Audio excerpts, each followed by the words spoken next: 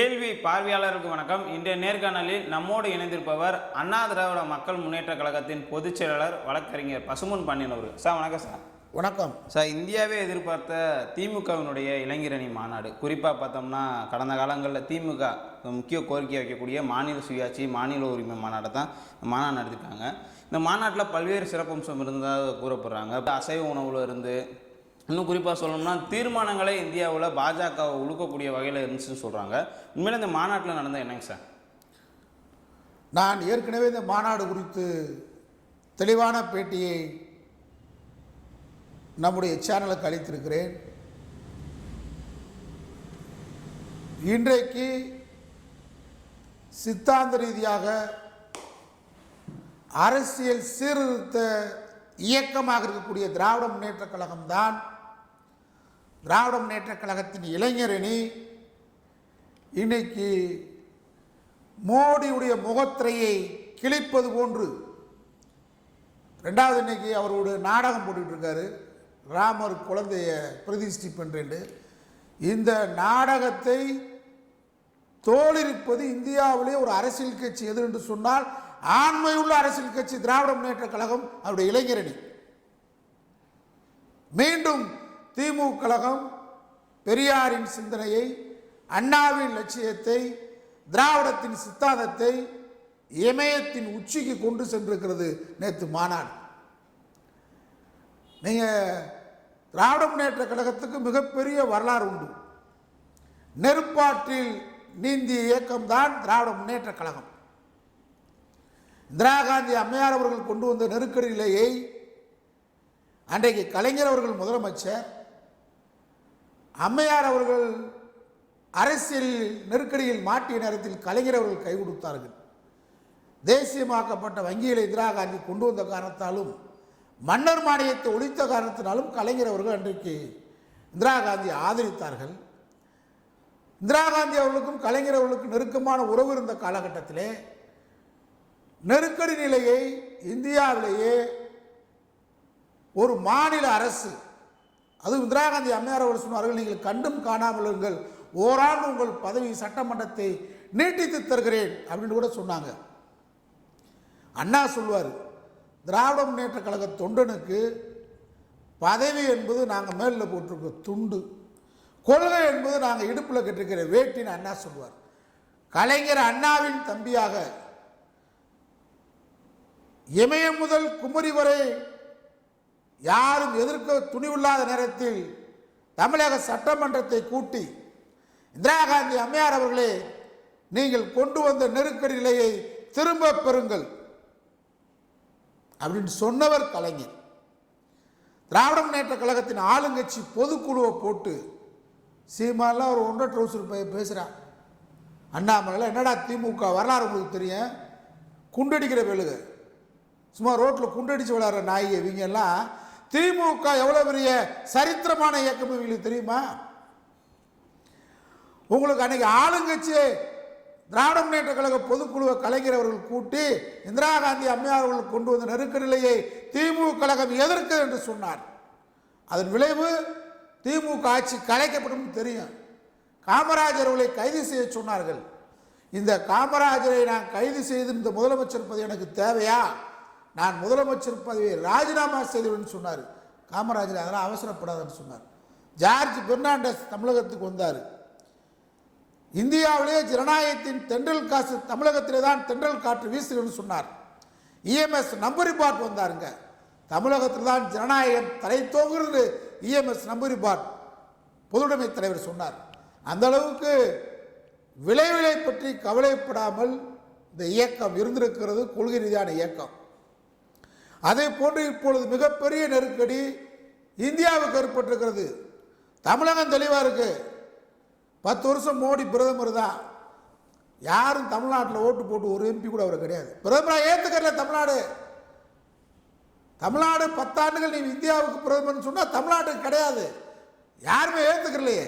ஒரு வாக்கு கூட பிஜேபி கிடையாது நாடாளுமன்ற உறுப்பினர்.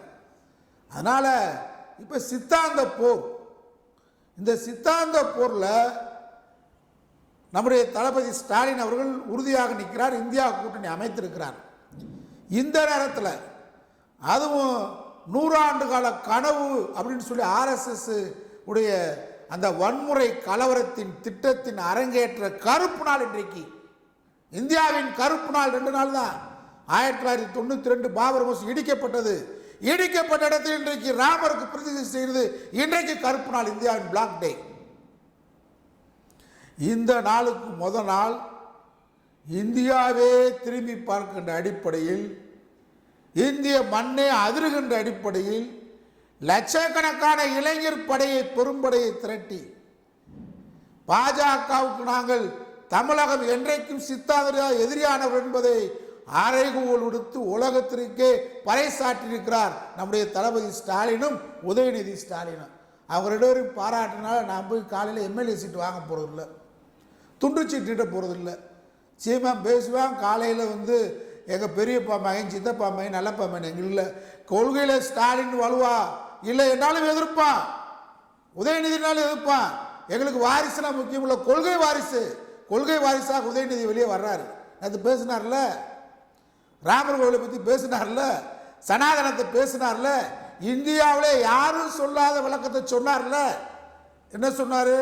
எங்களுக்கு ராமருக்கு கோயில் கட்டுறதுல ஆட்சேபம் இல்லை, பாபர் மசூதி இடிச்சிட்டு நீ கோயில் கட்டுற அதான் எங்களுக்கு எதிர்ப்பு சொன்னார்ல. சீமான் சொல்லு, அண்ணாமலை சொல்லு பாப்பா, எப்படி தலைவனா வர முடியும்? கலைஞருடைய பேரனா மட்டும் வர முடியாது, அந்த தகுதி வந்துடாது.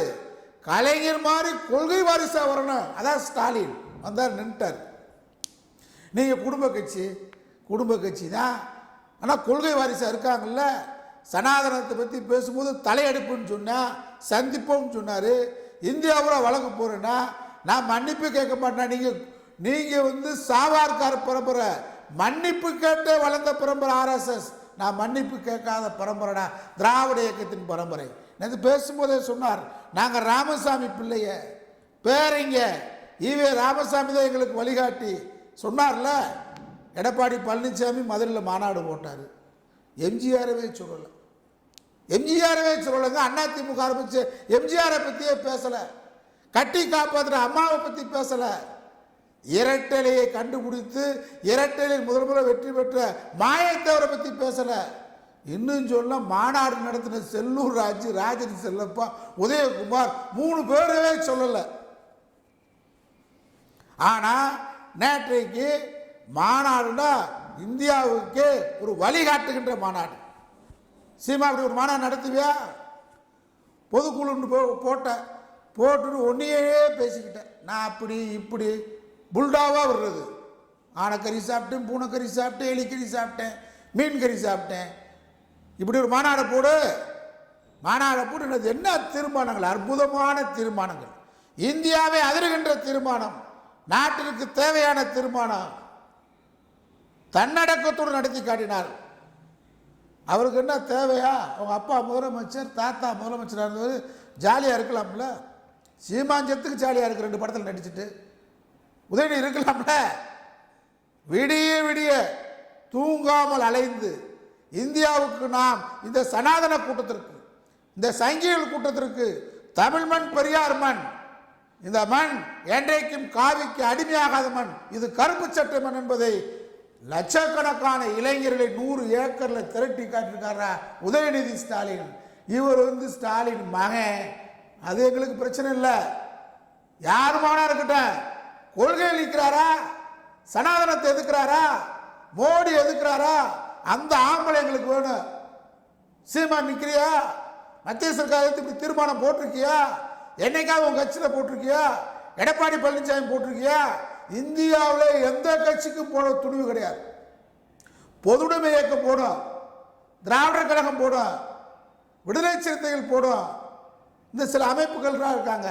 ஆனால் இவ்வளவு லட்சக்கணக்கான மக்களை இந்தியாவிலேயே திரட்டி ஒரு ஜனநாயக இயக்கம், ஒரு ஆளுங்கட்சி இத்தனைக்கு மிரட்டிட்டு இருக்கு. புலனாய்வுத்துறை, இடி, சிடி, பிடின்னு. உன் பிடி சிடி சொல்லிட்டார் உதயநிதி சொன்னார் ஒரு அழகா. சீமா அப்படி ஒரு வார்த்தை சொல்லி பார்ப்போம். ஏய் மோடி, ஈடிக்கெலாம் நாங்கள் ஈடிக்கும் பயப்பட மாட்டோம், மோடிக்கும் பயப்பட மாட்டோம். அதான் உதயநிதி தீர்மானம். எப்படிப்பட்ட தீர்மானங்கள்?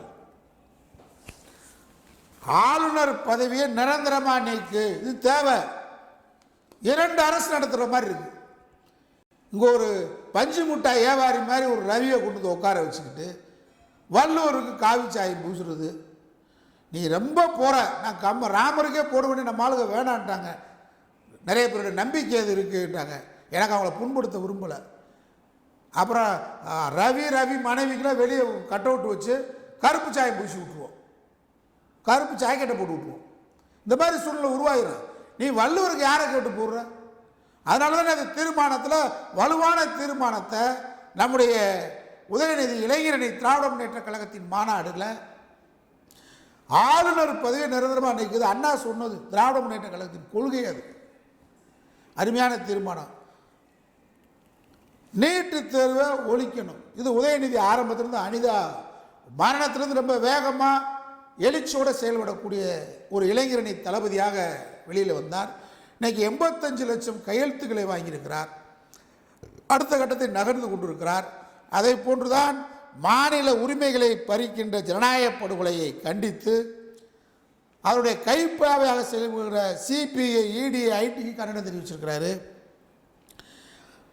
தேசிய கல்விக் கொள்கை அண்ணாமலை ஒரு ஃப்ராடுக்காரன், ஆட்டுப்புழுக்க பையன், எதுவும் தெரியாமல் பேசுகிறான். திமுக வெளியே புதிய கல்விக் கொள்கை எதுக்குது, உள்ள ஆதரிக்கிறது தெளிவாக நேற்று போட்டிருக்காரு. தேசிய கல்விக் கொள்கை திமுக இளைஞரணி முழுமையாக எதிர்க்கிறது. அண்ணாமலை, சீமா தெரிஞ்சுக்க, தமிழ்நாட்டில் மட்டுமன்றி பிற மாநிலங்களிலும் தேசிய கல்விக் கொள்கை நடைமுறைப்படுத்தும் போக்கை எதிர்த்து மாணவர் இளைஞர் அமைப்போடு இணைந்து நாடு தழுவிய அளவிலான போராட்டங்களை திமுக இளைஞரணி முன்னெடுக்கும். அருமையான தீர்மானம். அதை போன்றுதான் பொதுப்பட்டியலில் உள்ள கல்வியையும் மருத்துவத்தையும் மாநில பட்டியலுக்கு மாற்றிட வேண்டும். என்ன இதை விட என்ன போடணும்? சீமா போட்டிருக்கேன் என்னைக்காது? எழுத தெரியுமா? அது மாதிரி சிந்திக்க தெரியுமா? இல்லை ஒன்றிய அரசுக்கு பேசுறதுக்கு துணிச்சல் இருக்கா உனக்கு? போடுது சும்மா கலைஞர் மகன் பேர வாரிசு அரசியல் பேசுவ. வாரிசு கொள்கை தான் நிற்குதா? எதற்கும் தயாரா இருக்கா? எதற்கும் தியாகம் செய்ய தயாரா இருக்கிறாங்களா? துணிச்சல் இருக்கா? அதை பாராட்டு. நீ போன உன்னைய பாராட்டுற. மதில் மேல் பூனை மாதிரி பேசுறிய, எங்கிட்டு பெட்டி வரும் பேசுறிய, எந்த பக்கம் போனா பெட்டி கூட வரும் அப்படின்னு வலுவா பேசுறிய. சீமா இளைஞரணி, இப்படை போதுமா? இப்படை தோற்கும் எப்படை வெல்லும். இந்த படை போதுமா? இன்னும் கொண்டு வேணுமா? சீமா மாதிரி ஏன்றது இளைஞர் இருக்கேன், தம்பி இருக்கான். அண்ணாவின் தம்பிகள், லட்சக்கணக்கான தம்பிகள், கோடிக்கணக்கான தம்பிமார்கள் இன்றைக்கும் திராவிட முன்னேற்ற கழக இளைஞர்களில் அலையலையா இருக்கான்றதுக்கு உதாரணம் தான் நேற்று நடந்த மாநாட்டு. அவருடைய மாநாட்டு தீர்மானங்கள் வடித்தெடுத்த முறை திராவிட முன்னேற்ற கழகத்தின் கொள்கை ஒரு சாகாவரம் படைத்த கொள்கை என்பதற்கு அடிப்படையாக நேற்றைக்கு அருமையான தீர்மானங்கள். தமிழ்நாட்டில் செம்மையான உயர்கல்வி ஆராய்ச்சி கல்வி நீடித்திட பல்கலைக்கழக வேந்தர் இனிமேல் முதலமைச்சர் தான் வேணும். இந்த புரட்சி தலைவர் அம்மாவே தீர்மானம் போட்டாங்க. அந்த தீர்மானத்தை நேற்று போட்டிருக்கிறார்கள். அது மாதிரி மக்களால் தேர்ந்தெடுக்கப்பட்ட மாநில அரசுகளை, குறிப்பாக பாஜக அல்லாத மாநிலங்களில் கவர்னரை வைத்து இரட்டை ஆட்சி செய்வதை ஏற்றுக்கொள்ள முடியாது. தமிழ்நாட்டில் ஒன்றிய சார்ந்த நிறுவனங்கள் அலுவலகங்களில் தமிழ்நாட்டைச் சேர்ந்த தகுதியான ஆண் பெண் விண்ணப்பதாரர்களுக்கு முன்னுரிமை அளிக்க வேண்டும். கூட்டாட்சி அடிப்படையிலான இந்திய ஒன்றிய அரசு சுயாட்சி மிக்க மாநில அரசு என்பதை ஜனநாயகத்தை வலிமைப்படுத்தும் அடிப்படையில் மாநில சுயாட்சி குறித்து தீர்மானம்.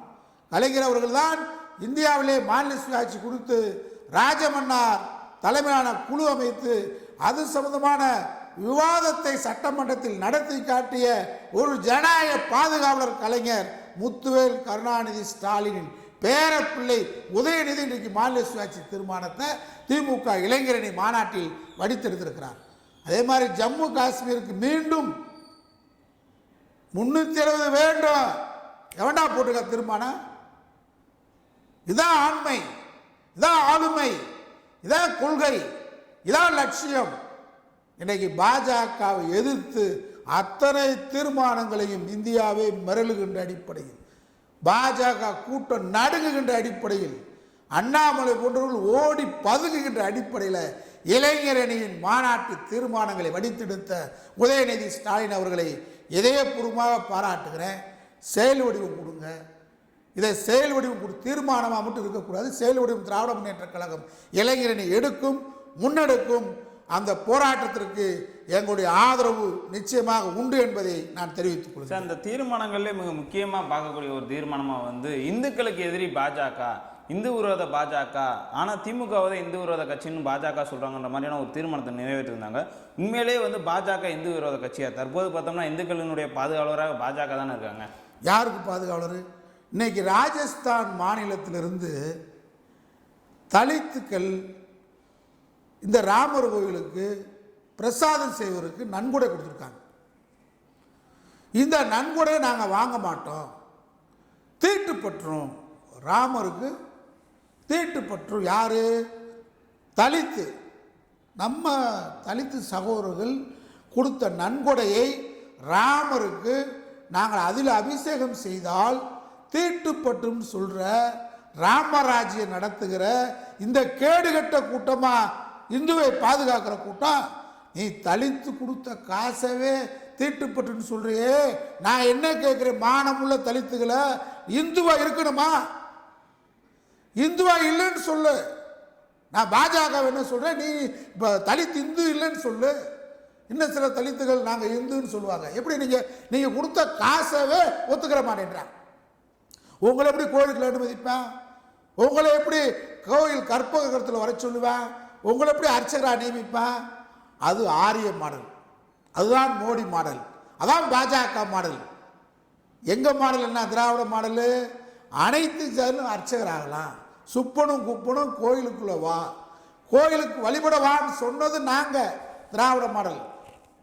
நீ நன்கொடை கொடுத்தாலும் கொடுக்காதனால அர்ச்சகர் ஆகலாம்னு சொன்னது நாங்க, திராவிட மாடல். நீ கொடுத்த துட்டவே வாங்க மாட்டேன்றானே, எப்படி உன்னை இந்துவா ஒத்துக்குருமா? அது இந்துக்களுக்கான கட்சி இல்லை, பார்ப்பனர்களுக்கான கட்சி. பார்ப்பனர்களும் முதலாளிகளும் களவாணித்தனமாக செய்து இன்றைக்கு ராமர் என்ற வடிவத்தில் மீண்டும் ராமராஜ்யம், மீண்டும் ராமராஜ்யம்னா மீண்டும் வர்ணாசிரமம், மீண்டும் வர்ணாசிரமம்னா மீண்டும் குலத்தொழில், மீண்டும் குலத்தொழில்னா மீண்டும் மீன் பிடிக்கிறமே மீன் பிடிக்கணும், செலவு செய்கிறமே செலவு செய்யணும், முடிதிருத்துறமே முடிதிருத்தணும், களவாணிப்பேமே களவாணணும், திருடமே திருடணும். நாங்கள் முள்ள மாதிரி திரும்பிட்டு உடல் உழைப்பு இல்லாமல் பார்ப்போம் வாழணும். இதை தாண்டா ராமராஜ்யம், இதை தாண்டா திராவிட மாடல் எதுக்குறோம், இதைத்தான் எதுக்குறோம். நாங்கள் அனைவரும் படின்றோம், அனைவரும் கலெக்டராக வாழ்கிறோம், அனைவரும் கோயிலுக்குள்ளே வாழ்கிறோம், அனைவரும் அர்ச்சகரான்றோம், அனைவரும் சமம்ன்றோம். இது சமூக நீதி. அவன் சொல்றது பார்ப்புக்கு ஒரு நீதி, பருப்புதுன்ற பார்ப்பானுக்கு ஒரு நீதி, மாடுதின் கருதுன்ற நமக்கு ஒரு நீதி. எந்த நீதி வேணுன்ற மக்கள் முடிவு பண்ணணும். திமுகவினுடைய மாநில உரிமை மீட்பு மாநாடு தொடங்குகிற அதே வேளையில் பார்த்தோம்னா பிரதமர் நரேந்திர மோடி அவர்கள் வந்து 3 நாள் சுற்றுப்பயணமாக தமிழ்நாடு வந்திருந்தாங்க. ஆனால் பிரதமர் செய்தியை விட உதயநிதி ஸ்டாலினோட செய்தி என்பது இந்திய அளவில் பெரிய அளவில் பேசப்பட்டிருக்கு. குறிப்பாக பார்த்தோம்னா உதயநிதி ஸ்டாலினால் இவ்வளோ பிரம்மாண்டம் காட்ட முடியுதா, இளைஞரணியை 5 லட்சம் பேர் ஒரே இடத்துல உட்கார வைக்க முடியுதான்ற மாதிரியான பல்வேறு கோணங்களில் பல்வேறு மாநிலங்கள் விவாதம் நடத்தியிருக்காங்க. பிரதமர் மோடியை தாண்டி உதயநிதி பேசப்படுவதற்கான காரணம் என்னங்க சார்? இன்றைக்கு மக்கள் எதிர்பார்க்கக்கூடிய இந்தியாவே 10 ஆண்டு காலம் அல்லோல்பட்டு போயிருக்கிறது. கருத்து சுதந்திரம் மோடி அரசால் பறிக்கப்பட்டிருக்கிறது. எழுத்தாளர்கள் கொல்லப்பட்டிருக்கிறார்கள், சிந்தனையாளர்கள் கொல்லப்பட்டிருக்கிறார்கள், கல்புர்கி போன்ற பகுத்தறிவாளர்கள் கொல்லப்பட்டிருக்கிறார்கள். நாட்டில் ஜனநாயக உரிமை பறிக்கப்படுகிறது, எழுத்துரிமை, பேச்சுரிமை, கருத்துரிமை. அது மட்டுமல்ல, இங்கே நாடாளுமன்ற ஜனநாயகம் கேள்விக்குறியாக்கப்படுகிறது. இந்த நிலையில் யாராவது ஒருவர் துணிச்சலாக பூனைக்கு மணி கட்டுவது யார், இந்த கருத்தில் ரீதியான போருக்கு யார் தயார் என்று இந்தியாவே ஏங்கிக் கொண்டிருந்த நேரத்தில் அந்த ஏக்கத்தை போக்குகின்ற ஒரு மனிதனாக இன்றைக்கு ஸ்டாலின் திகழ்கிறார். அவருடைய வாரிசுனா கொள்கை வாரிசாக உதயநிதி ஸ்டாலின் சரியான நேரத்தில் தக்க நேரத்தில் தவித்து கொண்டிருக்கிற வாய்க்கு தண்ணி கொடுப்பது போன்று, பசிக்கின்றவனுக்கு உணவு கொடுப்பது போன்று இன்றைக்கு கொள்கை தாக்கம், கொள்கை தாகம், லட்சிய வேட்கை தேவைப்படுகிற இந்த காலத்தில் சரியான முறையில் எதிர்க்கக்கூடிய, நேருக்கு நேர் நெத்திக்கு நேர் எதிர்க்கக்கூடிய ஒரு இயக்கம் திராவிட முன்னேற்ற கழகமாக திகழ்கிறது. இந்த நேரத்தில் 100 ஏக்கரில் லட்சக்கணக்கான இளைஞர்களை திரட்டி மோடி எதிர்க்கக்கூடிய ஒரு ஆண்மகன் எங்கே இருக்கிறார் அப்படின்னு தேடும்போது அது மிகப்பெரிய செய்தியாக கார்ப்பரேட்டுகளும் முதலாளித்துவமும் மோடியும் சேர்ந்து மறைக்க பார்த்தாலும் 1000 கைகள் மறைத்தாலும் ஆதவன் மறைவதில்லை என்ற அடிப்படையில் இன்றைக்கு திராவிட முன்னேற்ற கழகத்தினுடைய தீர்மானமும் அதனுடைய மாநாட்டு எழுச்சியும் இந்தியாவே எதிரொலிக்கிறது. நன்றி சார். நன்றி, வணக்கம்.